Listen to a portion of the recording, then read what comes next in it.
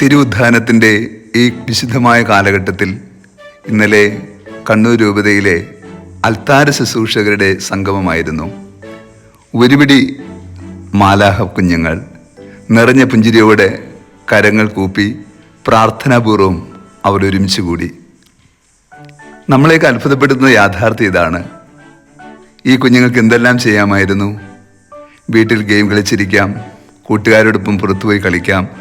ഒരു ദിവസം മുഴുവനും അവർ പൂർണ്ണമായി വിനിയോഗിച്ചത് എന്തെങ്കിലുമൊക്കെ നന്മ അറിയാനും അനുഭവിക്കാനും വേണ്ടിയായിരുന്നു. 350-ലധികം ബാലിക ബാലന്മാരാണ് ഒരുമിച്ച് കൂടിയത്. അവരുടെ നിറപുഞ്ചിരിയും സാന്നിധ്യവും ഭൂമിക്ക് തന്നെ ഒരു അനുഗ്രഹമായിരുന്നു. ചിട്ടയോടുകൂടിയ വസ്ത്രമണിഞ്ഞ് പ്രാർത്ഥനാപൂർവം എല്ലാ കാര്യങ്ങളിലും അവർ പങ്കുകൊണ്ടു. യഥാർത്ഥത്തിൽ അവർ അൽത്താരയിലെ ബാലന്മാരും ബാലികമാരുമല്ല, അവർ അൽത്താരയിലെ മാലാഹ കുഞ്ഞുങ്ങളാണ്. സത്യമല്ലേ?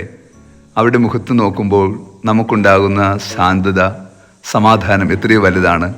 നന്മ നിറഞ്ഞ കുഞ്ഞുങ്ങളാണ്. അവരുടെ പിതാവിനെ സ്വീകരിക്കാൻ അവർ നിറകൈകളോട് നിന്നു. എല്ലാവരും സ്നേഹത്തോടുകൂടി. ബിഷപ്പൊക്കെ വളരെ കുഞ്ഞു മനസ്സോടെയാണ് അവരോട് സംസാരിച്ചതും കൂട്ടുകൂടിയതും ഒക്കെ. ഒപ്പം അവർക്ക് വേണ്ടി സംഘടിപ്പിക്കപ്പെട്ട ഒരു സെമിനാർ ഉണ്ടായിരുന്നു. അതിലെന്ത് ശ്രദ്ധയോടുകൂടിയാണെന്നോ അവരതിലെല്ലാം പങ്കെടുത്തത്. ഇന്നലെ മറ്റൊരു പ്രത്യേകത കൂടി ഉണ്ടായിരുന്നു.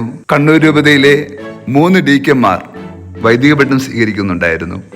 ആ ചടങ്ങിലും പങ്കെടുത്ത ഈ കുട്ടികൾ വലിയ സന്തോഷത്തോടു കൂടിയാണ് മടക്കയാത്ര തുടങ്ങിയത്. രാവിലെ മുതൽ വൈകിട്ട് വരെ അവർ കത്തീഡ്രൽ ദേവാലയ അങ്കണത്തിൽ തന്നെ പാട്ടുപാടിയും കൂട്ടുകൂടിയും പരസ്പരം പരിചയപ്പെട്ടും അവരുടെ സ്നേഹം പങ്കുവച്ചുണ്ടായിരുന്നു. പിന്നെ പിതാവിനോടൊപ്പം അവർ ഒരു ഫോട്ടോ എടുത്തു, നല്ല ചായ കുടിച്ചു. സ്നേഹപൂർവ്വം അവർ പരസ്പരം യാത്ര പറഞ്ഞു.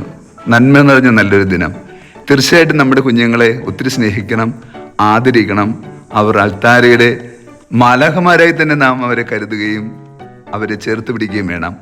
നന്മ നിറഞ്ഞ കുഞ്ഞുങ്ങൾ ഭാവിയിൽ നല്ല മനുഷ്യരായി മാറട്ടെ.